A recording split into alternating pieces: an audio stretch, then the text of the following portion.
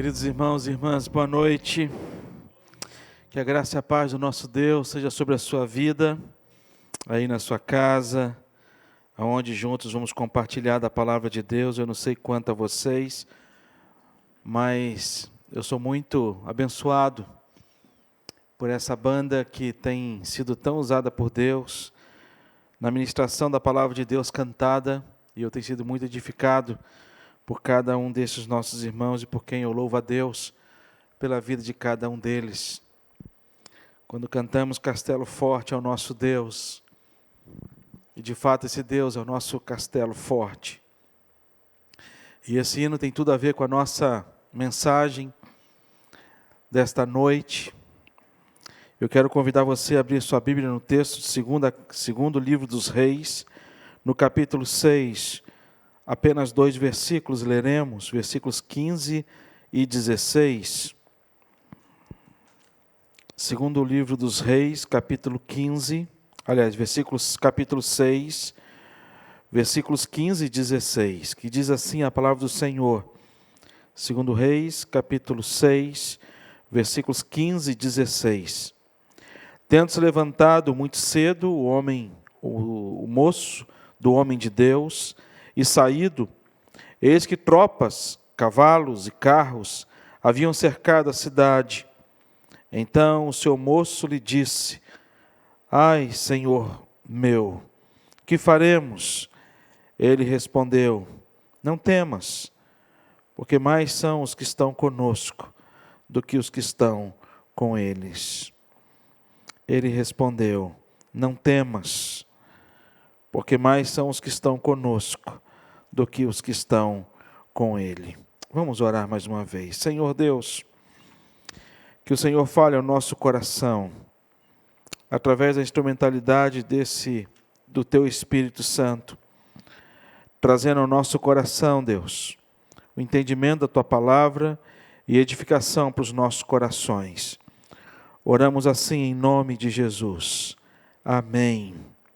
Amém. Aqui nesse texto, Eliseu, ele traz uma palavra muito forte para o moço que estava com ele, aprendendo a respeito de como ser um profeta. E ele tinha um jovem com ele. E aqui, esse tema da mensagem de hoje, que é acalme o coração. Acalmar o coração nesse tempo que a gente está vivendo, um tempo difícil, mas um tempo que a gente tem visto a mão de Deus em todo momento. Acalmar o coração não significa deixar de falar para Deus as nossas dores. Isso não é acalmar o coração. O texto que ele vai, a forma como Eliseu, ele vai referir ao jovem que estava com ele, foi, olha, tenha calma. Quando ele vai dizer no versículo 5, não temas. Acalmar o coração não significa também ficar quieto para não incomodar ninguém. Às vezes a pessoa fala assim, acalma o coração. Jesus Cristo, ele quando estava caminhando, e algumas pessoas foram atrás de Cristo, para que pudesse Cristo trazer acalento ao seu coração e socorro aos seus pedidos. Por exemplo, quando a gente vê a história daquela mulher com fluxo de sangue, e ela então, ali, diante de todos aqueles, mas ela vai lá e toca nas vestes de Jesus Cristo. Quando a gente ouve a história do cego Bartimeu, ele sai clamando, Jesus, filho de Davi, tem misericórdia de mim. E os discípulos falam, olha, para de falar, não perturbe o mestre. Você acha que o mestre vai dar atenção a você? Acalmar o coração não significa ficar quieto para não incomodar ninguém, muito menos o Senhor.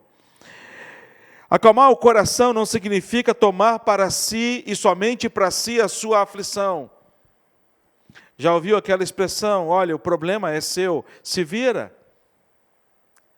Receba o seu problema, resolva os seus problemas. resolva as suas lutas, as suas provações. Não é acalmar o coração, não é fazer com que as pessoas não percebam o que você está vivendo. Acalmar o coração não significa você se esconder dentro de uma capa em que tudo à sua volta transpareça que está tudo bem, mas na verdade no seu coração não esteja. Quando nós falamos diante dessa proposta da mensagem de acalmar o coração, tem como desafio para esta noite, para mim e para você, é trazer uma proposta ao meu e ao seu coração, fundamentada na fé, em afirmarmos que nós não estamos sozinhos em momento algum. É trazer paz ao nosso coração, ao meu e ao seu coração, nos momentos de mais profunda angústia, medo e provação. É fortalecer o nosso coração diante de uma crença, não apenas nas nossas forças, não confiar apenas em nós mesmos ou naquelas pessoas que estão ao nosso lado ou nas nossas posses, mas acima de tudo é confiar em Deus. E esse texto ele traz para a gente essa rica mensagem. Quando Eliseu e o seu jovem companheiro, aprendiz, eles estão acampados. E quando o exército dos sírios vem contra ele, diante de um ódio, de um ressentimento, e a procura do exército era justamente sobre Eliseu. Eliseu, ele trazia ao coração do rei e aos ouvidos do rei tudo aquilo que era tramado contra o rei. E isso chega aos ouvidos do rei da Síria. E eles então falam assim, mas como é que a gente não consegue matar o rei de Israel? E aí eles respondem, mas existe um homem lá, que fala para o rei todos os desígnios do seu coração, todas as estratégias do nosso exército, e sempre quando nós chegamos, eles já sabem aquilo que nós vamos fazer. E o rei da Síria então falou assim, então é simples resolver, é um homem somente? Um homem está vencendo um exército inteiro, sim, justamente. Eu fico imaginando o comandante dando essa notícia, o rei da Síria. Eu, possivelmente, se fosse rei, eu teria demitido aquele comandante. Mas ele chega, então, e fala assim, olha, se é um só homem, está fácil resolver. Levanta a tropa, quantos homens você quiser, e vai até esse homem, mata esse homem, acaba com ele. E assim, nossas estratégias, elas podem ser prosseguidas e termos êxito em tudo aquilo que nós fizermos. Em tudo aquilo que nós fizermos. E quando esse exército chega, aquele jovem, o texto vai dizer que ele acordou de manhã cedo para lavar o rosto, escovar o dente, possivelmente. E quando ele abre os seus olhos e vê o acampamento cercado pelo exército da Síria, e quando ele volta para a cabana, ele chega para Eliseu e fala assim, Eliseu, nós vamos morrer. Está desesperado. Eliseu então traz uma palavra, no momento de maior angústia para aquele jovem, Eliseu ele traz a palavra, não temas, não temas, aquieta o coração. E não só Eliseu trouxe esta palavra, mas em alguns momentos da Bíblia, e da história do povo de Israel, e da história do cristianismo, a gente percebe homens e mulheres dizendo esta palavra, e dentre tantos, eu gostaria de ressaltar o texto de Êxodo, capítulo 14, versículos 13 e 14, quando Moisés ele traz essa palavra ao povo. Diz assim, no versículo 13 e 14, Moisés, porém, respondeu ao povo, não temais, aquietai-vos, e vede o livramento do Senhor, que hoje vos fará.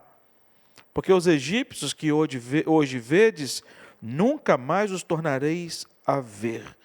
O Senhor pelejará por vós, e vós vos calareis. Perceba que Moisés ele traz essa palavra antes de acontecer o fato, antes do exército de Israel ser afogado no mar.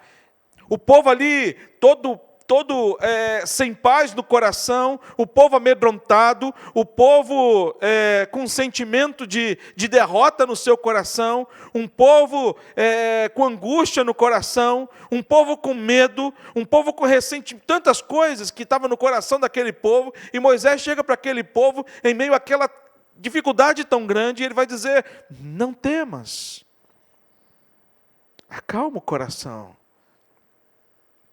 E você dizer acalma o coração quando tudo está bem, sabe, acalma o coração. Mas dizer acalma o coração quando nós estamos no centro cirúrgico, nos submetendo a uma cirurgia, quando a gente recebe um resultado de um exame não tão agradável para a gente, quando a gente recebe uma carta de demissão, ou um aviso prévio, quando a gente, sabe, vive o que você está vivendo, e o que eu vivo, é nesse tempo, é nessa hora, que tem que alguém se levantar e dizer para mim, para você: acalma o coração, fica tranquilo, estou aqui. Eu ouvia muito essa expressão do meu pai, quando era criança, quando era adolescente, quando era jovem. Quando apresentava algumas circunstâncias difíceis para o meu pai chegava para mim e disse: Davis, acalma o coração, fica tranquilo. A gente está junto. E aquela fala do meu pai trazia tanta paz ao meu coração, diante de tantas coisas que eu vivi na minha adolescência, em saber que ele estava comigo e que ia me auxiliar durante a caminhada. E é tão bom ouvir isso de alguém. E a gente ouve isso de tantas pessoas, e de maneira especial hoje você está ouvindo da minha boca, dentro da ação do Espírito Santo de Deus, no meu coração para o seu coração. Uma palavra que diz para mim e para você, uma palavra direcionada para nós dois.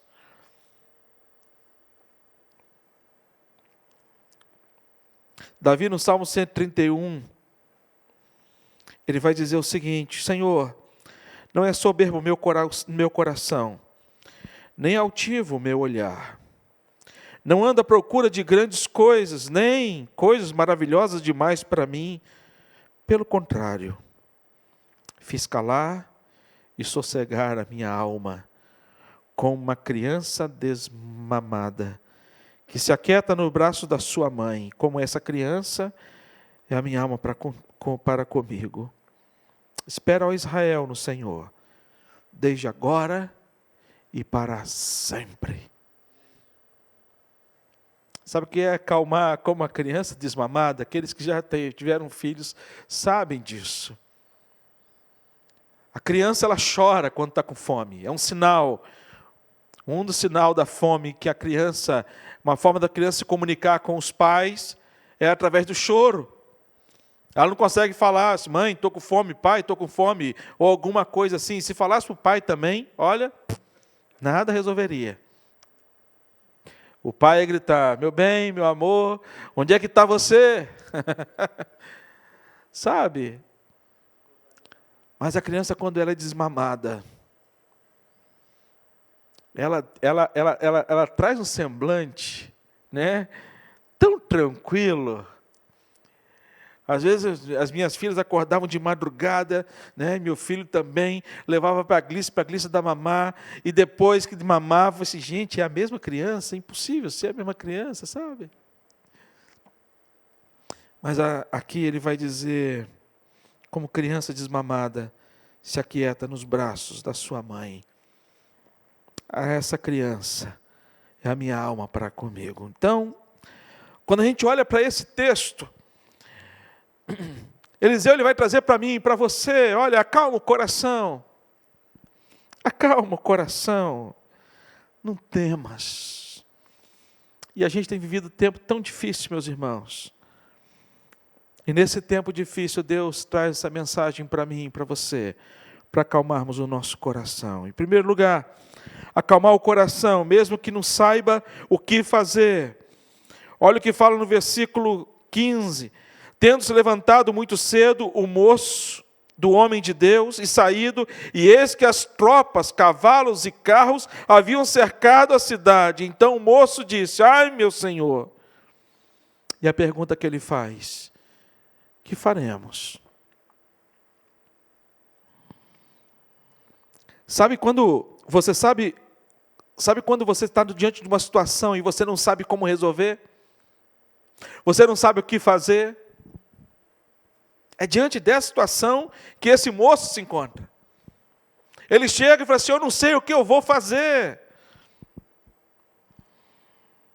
E quando a gente está diante de uma situação como essa, o melhor caminho é não fazer nada, é parar o que nós estamos fazendo. Se você vai tomar se você está diante de alguma situação, e você não sabe que caminho tomar, não sabe o que fazer para poder resolver a situação, você sabe que é uma situação que, olha, não há solução, não tente pelas suas próprias forças, não tente, é o momento de você parar, é o momento de você se ajoelhar e buscar a presença de Deus. E esse Deus, Ele vai te orientar o que fazer. E diante desse Deus, a gente vai aprender algumas lições tão preciosas. E uma primeira lição preciosa que a gente aprende diante dos momentos que a gente não sabe o que fazer, a primeira lição que a gente aprende é que há tempo para todas as coisas. É tão difícil para a gente não apenas reconhecer isso, reconhecer é fácil, porque não tem como a gente fugir dessa realidade bíblica, quando o sábio traz para a gente na sua palavra, há tempo para todas as coisas, porque a gente não quer ter tempo para todas as coisas, a gente quer ter tempo para algumas coisas. Aí vai dizer, há tempo de chorar, e tempo de rir. A gente não quer chorar, a gente só quer rir. Há tempo de plantar e tempo de arrancar o que se plantou. Plantar nós queremos. Esse arrancar o que se plantou não é colheita. Há tempo para todas as coisas. A outra coisa que a gente aprende, não apenas que há tempo para todas as coisas, mas nós aprendemos também que nós não estamos preparados para vivermos todas as coisas. Nós não estamos preparados.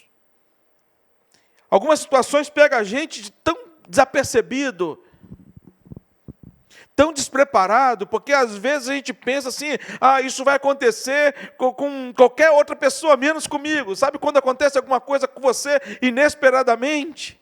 E você fala assim, gente, eu não estou acreditando que isso está acontecendo comigo. Nós não estamos preparados para viver todas as coisas. O ser humano não foi criado para viver com as consequências do pecado. Nós não fomos criados para viver com as consequências do pecado sobre a nossa vida. Mas a natureza humana,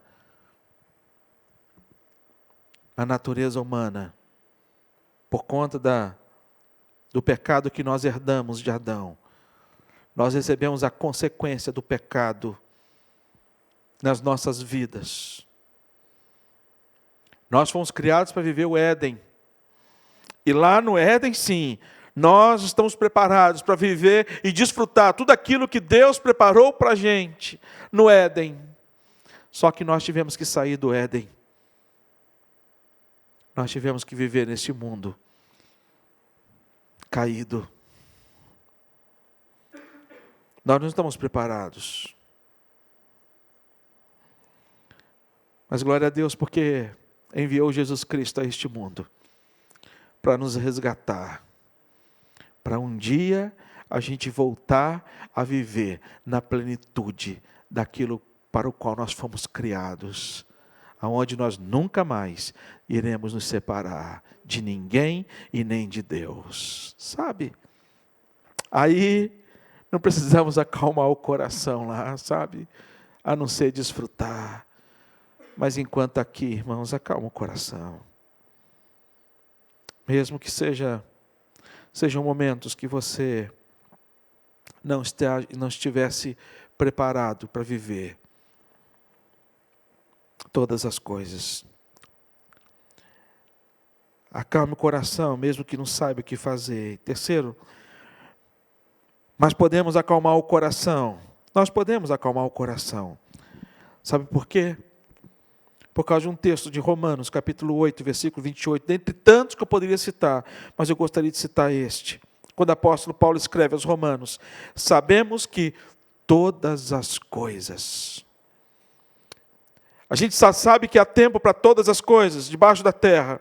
A gente sabe debaixo do céu. A gente sabe que nós não estamos preparados para viver todas as coisas, mas nós sabemos que todas as coisas cooperam para o bem daqueles que amam a Deus, daqueles que são chamados segundo o seu propósito. Isso traz paz ao meu coração diante dos momentos difíceis e adversidades que eu vivo.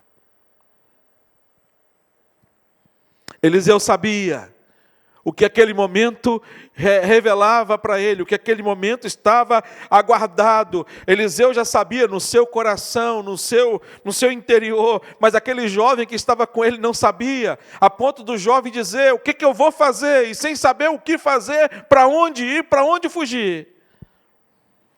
E Eliseu diz para ele: acalma o seu coração. A segunda coisa que a gente aprende nesse texto: acalme o coração, pois sempre estaremos em vantagem. Sempre estaremos em vantagem. Ele respondeu: não temas, porque mais são os que estão conosco do que os que estão com eles. Amém, irmãos?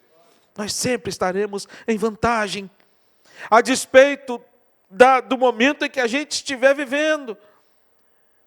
Eu não sei em que momento você está vivendo, eu não sei qual é a real situação do hoje, da sua vida, mas eu quero dizer para você, em nome de Jesus, e profetizar isso diante da palavra de Deus: você está em vantagem, porque aquele que está com você é infinitamente maior do que qualquer outra coisa que pode impor sobre a sua vida.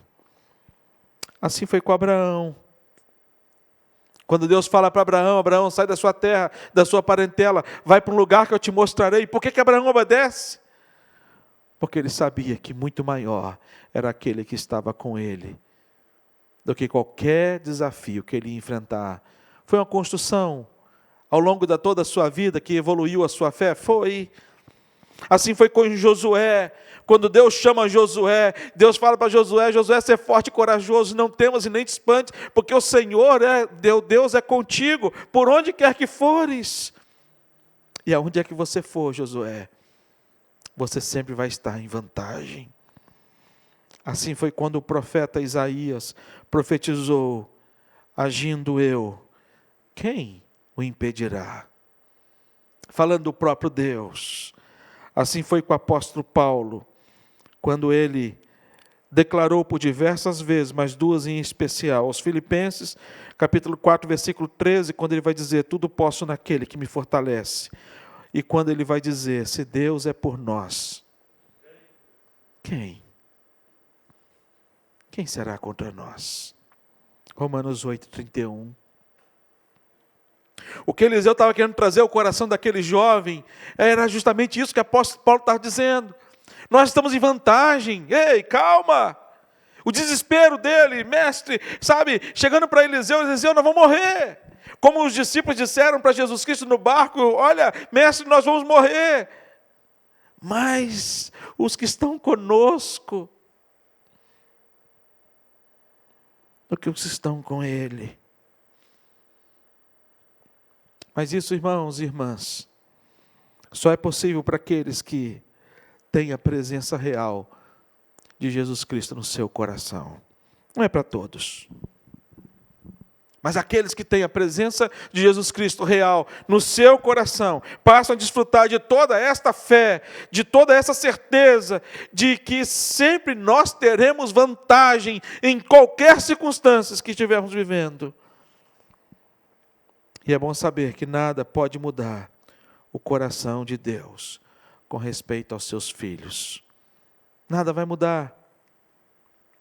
Apóstolo Paulo aos Romanos, próprio Romanos, capítulo 8, quando o apóstolo Paulo ele vai dizer no versículo 38 e versículo 39, porque eu estou bem certo de que nem a morte, nem a vida, nem anjos, nem principados, nem coisa do presente, nem do porvir, nem poderes, nem altura, nem profundidade, nem qualquer outra criatura poderá separar-nos do amor de Deus que está em Cristo Jesus. E por isso nós podemos afirmar que Deus está presente na sua vida. E se Deus está presente na sua vida, você sempre vai ter vantagem, não importa as circunstâncias. Mas em terceiro e último lugar, a gente aprende a acalmar o coração. Convite de Eliseu a mim e a você, acalma o coração. Pois Deus sempre envia socorro. Deus sempre envia socorro. No versículo 16, Eliseu ele faz uma oração a Deus. E a oração que Deus faz, a oração que Eliseu faz é a seguinte: Senhor, peço-te que lhe abras os olhos para que veja. Senhor, peço-te que lhe abras os olhos para que veja. O texto vai dizer que o Senhor abriu os olhos do moço e ele viu que o monte estava cheio de cavalos e carros de fogo em redor de Eliseu. Em redor de Eliseu. Talvez eu e você precisamos abrir os nossos olhos para a gente ver. A Bíblia ela fala para a gente que bem-aventurado aquele que não viu e creu. O nosso Deus é aquele Deus que nós não vemos, mas nós cremos. Por isso nós somos felizes. Porque a gente não vê a presença deste Deus. A presença de Jesus Cristo fisicamente, ela já deixou de existir. Jesus ele já foi assunto aos céus. Ele está sentado à direita de Deus Pai Todo-Poderoso. Mas este Deus, Ele não nos deixou órfãos. Ele enviou o próprio Espírito Santo dele para habitar no nosso coração. O Espírito Santo de Deus habita no nosso coração. E se Deus pudesse aqui abrir o seu olho e abrir o meu olho, você também ia enxergar coisas sobrenaturais. A Bíblia fala que Deus dá ordem aos seus anjos para pelejar em favor da gente. Talvez se Deus abrisse os seus olhos, você ia enxergar algo de mais esplêndido e maravilhoso que você nunca enxergou na vida e que um dia nós enxergaremos e veremos na glória do Senhor Jesus Cristo. Nós iríamos ver, irmãos, anjos, milícias de anjos celestiais em volta da gente, cercando a gente, protegendo a gente, nos abençoando, recebendo, cumprindo as ordens de Deus para o benefício da sua igreja, que somos nós. E ele enxerga então. Deus envia o seu socorro. Sempre. Por isso que o salmista, quando ele escreve o Salmo 40, o Salmo 40, quando o salmista ele escreve, ele vai dizer: esperei confiantemente pelo Senhor, e ele se inclinou para mim e me ouviu quando clamei por socorro. Sabe, esse é o nosso Deus. Sempre quando nós clamamos por socorro, Ele sempre envia. Porém, o socorro de Deus, eu não vou dizer que é no tempo de Deus, mas é no tempo certo. Aí você pode dizer: mas pastor, eu estou vivendo uma luta, uma dificuldade tão grande, por que Deus ainda não enviou o socorro? O socorro é no tempo de Deus, e não no nosso. É no tempo de Deus. O povo, quando estava atravessando o deserto, o povo sempre teve socorro no tempo certo. Quando Jesus vai à casa de Marta e Maria, elas acharam que Jesus atrasou por conta do socorro. E Jesus não atrasou. e Lázaro já estava morto. Quando Jesus vai à casa de Jairo e chega lá, a menina já estava morta. Possivelmente tinha tido no coração dele, assim, olha, chegou tarde, podia ter chegado mais cedo, mas não. Deus não se atrasa em nenhum minuto, em nenhum segundo, para enviar o socorro dele para a minha vida e para a sua vida. E talvez esse socorro de Deus seja hoje para mim, para você. Você acredita nisso? O socorro de Deus é da forma inesperada. É da forma inesperada. Eu talvez aqui, eu se fosse Deus, eu teria escolhido uma outra forma para trazer paz ao coração de Eliseu e Geazi. Aqui não fala que é Geazi, fala que é o jovem, mas, sabe, eu talvez escolheria uma outra forma, uma outra maneira, talvez, de mudar o coração do rei da Síria. Ou de fazer com que o exército todo entrasse numa confusão, e eles entrassem numa batalha, e eles se matassem, sabe? Alguma coisa nesse sentido. Mas eu nunca teria pensado nessa história, dessa forma, como seria. Teria que agir o socorro de Deus. E o socorro de Deus foi trazer ao coração de todo aquele exército um desconhecimento real de quem era Eliseu. A ponto de serem levados por Eliseu até o exército de Israel. A forma inesperada. O socorro de Deus é no tempo certo, de forma inesperada, mas que traz alívio ao nosso coração. Fique imaginando aquele moço. Eu já me coloquei no lugar dele. O alívio dele. Ufa! Deus nos livrou dessa. Mas acima de tudo, o socorro de Deus, ele redunda sempre na glória a Deus.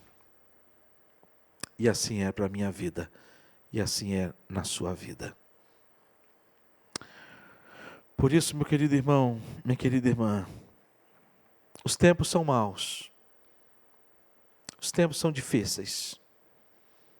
A gente vive as consequências do pecado. A natureza humana sofre, se abate por conta das consequências do pecado. Aí vem a enfermidade, vem a maldade, tantas outras coisas. E quantas coisas a gente sofre por conta disso. Quantas coisas. Quantas coisas abatem o nosso coração. Quantas coisas roubam a nossa paz. Quantas coisas nos levam ao choro. Mas Deus, Ele sempre vai dizer para mim e para você, acalma o coração. Mesmo que você não saiba o que fazer. Sabe quando a gente não sabe o que fazer? Acalma o coração, pois sempre estaremos em vantagem, a despeito das circunstâncias e das situações que a gente esteja vivendo. Que nasça no meu e no seu coração essa convicção, e que nada roube do meu e do seu coração essa certeza. Com Deus a gente sempre está em vantagem.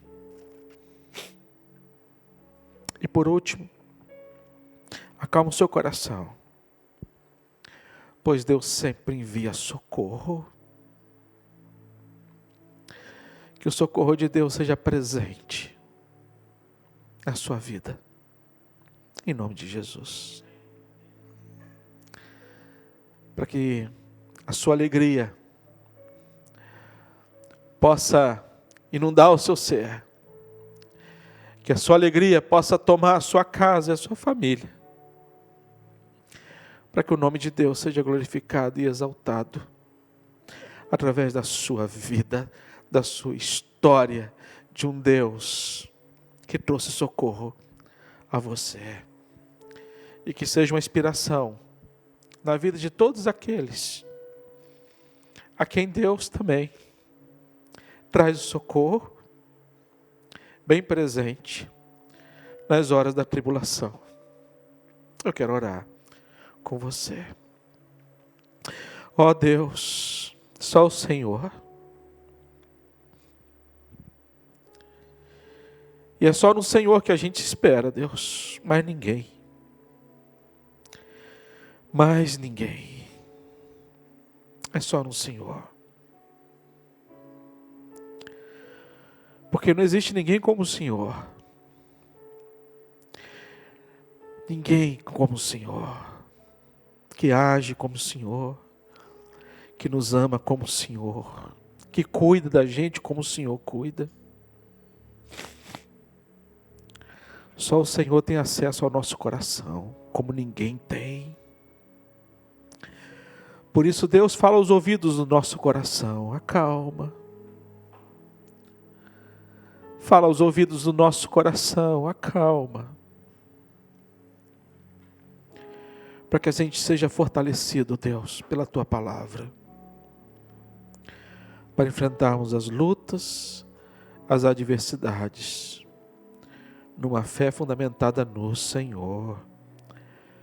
Por isso eu peço, Deus, ajuda os nossos irmãos, meus irmãos queridos. Em nome de Jesus, Senhor. Oramos, ó Deus, e agradecemos pela vida da Inês, por essa cirurgia de hoje. Agradecemos, ó Deus, pela vida do Cláudio. Te agradecemos, ó Deus, pela vida do seu Manuel. Agradecemos pela vida da Dona Lúcia. Agradecemos, ó Deus, pela vida, Senhor Deus, do Antônio, do seu Pedro. Ó Pai, agradecemos ao Senhor Deus, pela vida de todos aqueles, ó Pai, que foram curados por essa enfermidade que tem assolado, Deus, a humanidade. Continuamos a clamar pela Ruth. Oramos pela Janine, Senhor Deus. Agradecemos a Ti também pela cirurgia que fez. Agradecemos, ó Deus, pela vida, Pai, de tantos irmãos nossos, que hoje podem dizer que através da ajuda do Senhor, do socorro do Senhor, superaram, ó Deus, alguma enfermidade. Pedimos por aqueles que estão em tratamento, por aqueles que estão enfermos, ó Pai. Suplicamos a Tua graça sobre cada um deles. E pedimos, ó Deus, com muitos rogos, que o Senhor os abençoe, que o Senhor afofe o leito da cama, mas sobretudo, que o Senhor, Pai, envie socorro, vindo do céu, para cada um destes, ó Deus, para a glória, para a honra do Teu nome, para a nossa alegria, em nome de Jesus. Amém.